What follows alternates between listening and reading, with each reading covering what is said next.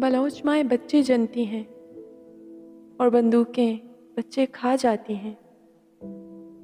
जो बच्चे बंदूकों, गुमशुदगी, सलाखों, ज़मीन और आसमान से बच जाते हैं, उन बलोच माँओं के बच्चों को खूनी सड़कें खा जाती हैं और बलोच माएँ मसलूब हो जाती हैं।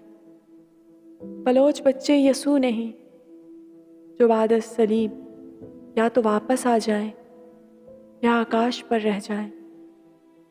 नहीं, बलोच बच्चे यसू नहीं, वो खूनी सड़कों की नज़र होकर पथरीली ज़मीन में दफन हो जाते हैं और माएँ मसीह की तरह मसलूब हो जाती हैं।